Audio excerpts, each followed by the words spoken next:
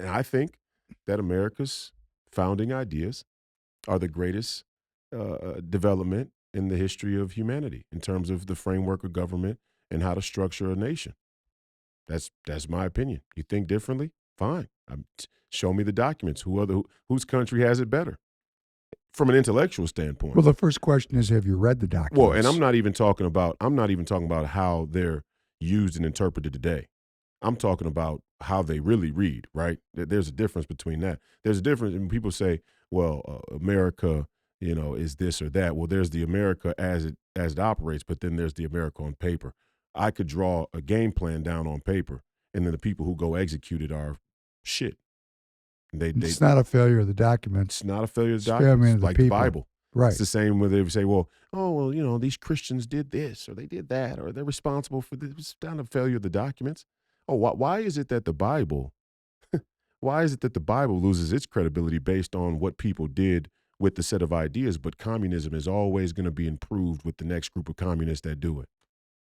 Prime example. Oh, well, those communists didn't do it right, but these communists or our communists will. But not Christians though. Now the next iteration of Christians who try and apply the documents right, no chance they'll get it right because of the Crusades or because of the slavery. Fuck you people. You're liars. Okay, you're out. I can take that whole group. You're the secularist traitors from the globalists. Okay, good. You're out. Now we're down to this nationalist movement. Okay. Who in this nationalist movement is going to prevail in having the right interpretation of the ideas and the right anchors to live by? Are we going to be Darwinists? Are we going to be Christians? Well, that's okay. That's now we're getting down to the issue of why we have a secular, progressive educational system. Right.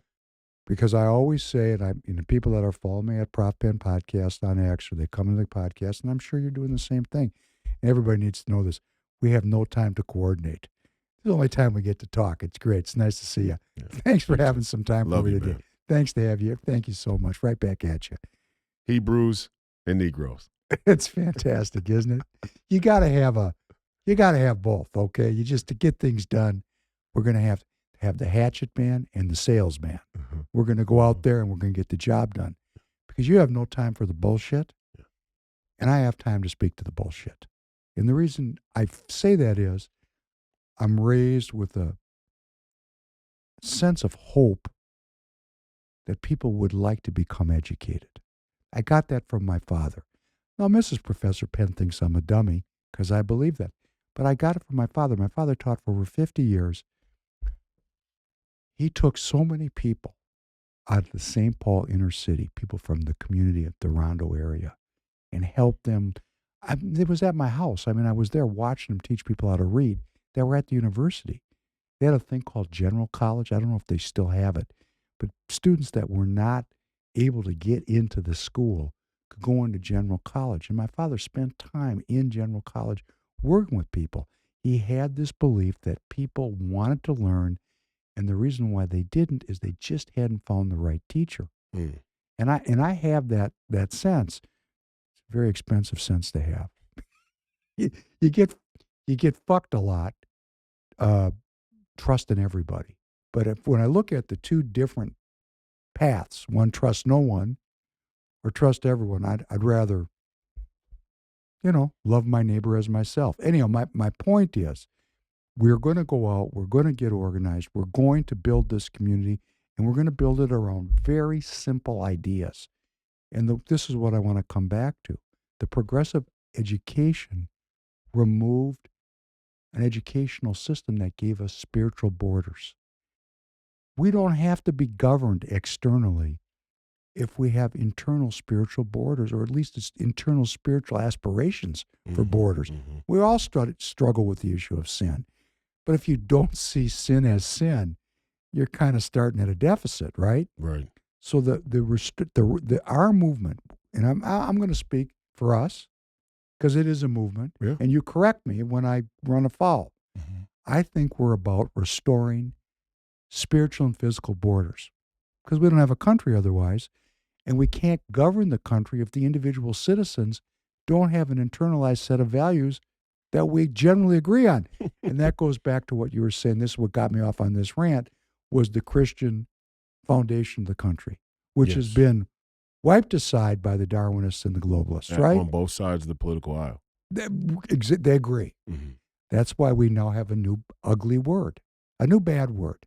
It's not libtard or liberal or leftist no, it's conservative Mhm. because they're the same people if they're materialists. Absolutely. Because what's the difference between a Nazi and a communist? Not very much. What's the difference between a liberal and a conservative if they're both Darwinists? An argument about where the border begins and where it ends. And we have to have borders. I mean, let's be clear. We that's the whole point of what we're saying is you have to have spiritual and physical borders. It's in a look, just what the Nazis did and saying, oh, these Germanic people, just what Putin's doing and saying these Russian people over here, these Russian people over there. And look, there are wars that have to be fought. Sometimes a territory just can't handle the duopoly of a new state that was created in an old culture that existed, and that has to go down sometimes. Cool, fine. If the Russians and the Slavs want to duke that out, if the Germanics and the Slavs want to duke that out, you guys fight that war. Tell us how it turns out. We'll be here watching. You go to popping some nukes off or something, well, that probably wouldn't happen anyway, but if it does, I guess all of us are implicated. And then there's a whole new discussion to have happen. That's not what's going on. They're artillery shelling each other. Brutal, ugly, ruthless, bloody. Okay. I mean, it's war. Nothing more than we've done or not done to people as well. For America, though, we adopted a similar sort of, idea, mentality about the reach and the scope of America's empire.